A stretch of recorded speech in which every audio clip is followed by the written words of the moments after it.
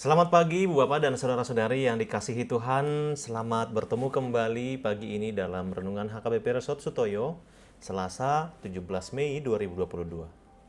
Sebelum kita mendengarkan firman Tuhan, marilah kita berdoa terlebih dahulu. Mari kita berdoa. Damai sejahtera Allah yang melampaui segala akal dan pikiran, itulah yang menyertai hati Bapak, Ibu, dan Saudara sekalian. Di dalam Kristus Yesus Tuhan kita. Amin. Firman Tuhan hari ini diambil dari kitab Hesekiel pasal 16 ayatnya yang ke-8. Demikianlah sabda Allah.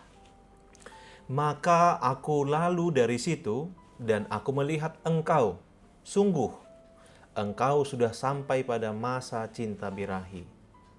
Aku menghamparkan kainku kepadamu dan menutupi auratmu. Dengan sumpah aku mengadakan perjanjian dengan engkau. Demikianlah firman Tuhan Allah. Dan dengan itu, engkau aku punya. Demikian firman Tuhan. Hanya oleh kasih karunia Tuhan, Ibu Bapak dan Saudara yang dikasihi Tuhan Yesus Kristus, untuk memahami teks kita hari ini, kita harus membaca Yehezkiel pasal 16 secara keseluruhan.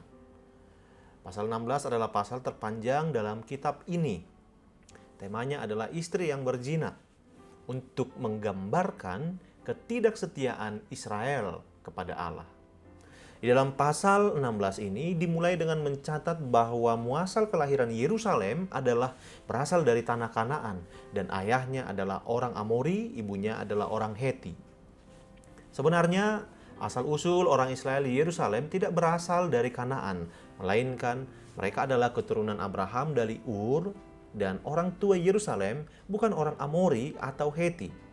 Dan kota itu sendiri milik orang Yebusi. Namun, Nabi Yehezkiel di sini tidak dimaksudkan untuk memberitahu kita asal geografis dan kelompok etnis, melainkan itu adalah sebuah metafora. Memakai tanah Kanaan, orang Amori, dan orang Heti, bangsa-bangsa jahat dan tanah untuk menjelaskan sifat berdosa Yerusalem adalah juga sama dengan kelompok orang tersebut. Bahkan disebut berasal dari sumber yang sama untuk menggambarkan bahwa esensi dari Yerusalem adalah jahat, sama seperti bangsa-bangsa asing lain. Lalu ayat 4 menunjukkan bahwa kelahiran Yerusalem adalah berbeda dengan kelahiran bayi dalam budaya timur dekat kuno. Biasanya kelahiran bayi terdapat beberapa langkah umum, yaitu memutuskan tali pusar, mencucinya dengan air, menyeka tubuh dengan garam untuk tujuan pijat, dan dibungkus dengan kain. Dalam budaya timur dekat kuno, kebiasaan ini mungkin untuk mencegah roh jahat mempengaruhi bayi. Tetapi ayat 4-5 menggambarkan Yerusalem sebagai bayi yang baru lahir tidak hanya mengalami 4 langkah ini, bahkan tidak ada belas kasihan dan kasih sayang orang kepadanya. Hanya dilemparkan ke ladang dan tidak ada yang peduli. Saudara dalam Kristus, metafora bayi yang terlantar atau dicampakkan ini menunjukkan bahwa Yerusalem sendiri telah ditinggalkan dan diabaikan orang serta tidak memiliki nilai. Namun, ayat 6 dan 8 disebutkan 2 kali menyebutkan, "Aku lalu dari situ," yang menunjukkan bahwa Tuhan melihat bayi yang terlantar tercampakkan. Dia dengan kasih sayang membuat Yerusalem bisa bertahan hidup dalam darah dan secara bertahap bertumbuh sangat indah.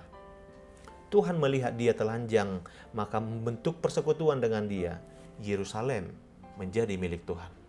Saudara, ayat Alkitab memakai analogi pernikahan, menggambarkan hubungan dengan Allah di Yerusalem bukan sekedar hubungan biasa, tetapi hubungan perjanjian antara suami dan istri. Ayat 8 menyebutkan, "Engkau aku punya." Mengingatkan kita pada Keluaran 19 ayat 4-6, disebutkan bahwa di kaki Gunung Sinai, Allah mengadakan perjanjian dengan orang Israel menjadi umat milik Allah. Dalam teks ini, Yehezkiel memakai perjanjian pernikahan untuk menggambarkan hubungan cinta kasih antara Tuhan dan umat Israel. Selain itu, Tuhan juga melakukan langkah-langkah mencuci dan meminyaki Yerusalem, membuat dia mengenakan pakaian yang terbaik, dihiasi indah dan mahkota serta lenan halus, membuat orang Israel bayi yang terlantar menjadi wanita yang sangat cantik, sehingga reputasi kecantikannya menyebar di antara bangsa-bangsa. Saudara yang dikasihi Tuhan Yesus Kristus, lalu apa yang kita renungkan dari teks ini? Analogi Yerusalem dari bayi terlantar hingga menjadi wanita yang cantik, ini semua adalah anugerah agung dari Tuhan. Maka kita pun demikian, tidak peduli kita menjadi orang seperti apa, semua hanya dicapai oleh kasih karunia Tuhan.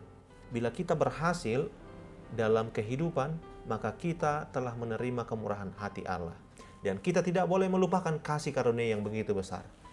Allah tidak memperhitungkan dosa kita di masa lalu, merangkul kita dengan rahmat dan belas kasihannya, dan mengadakan perjanjian dengan kita. Kita harus berterima kasih kepadanya atas kebaikan dan kasihnya yang besar sepanjang hidup kita. Amin. Marilah kita berdoa. Ya Tuhan Allah, sesungguhnya kami adalah orang yang hina dan terlantar. Tetapi Engkau mengasihi kami, sehingga kami berharga. Biarlah kami menjaga kualitas hidup kami, agar dapat tetap berharga di hadapan-Mu. Amin. Selamat pagi dan selamat beraktivitas Bapak Ibu. Tetap jangan lupa untuk melakukan protokol kesehatan. Tuhan Yesus memberkati.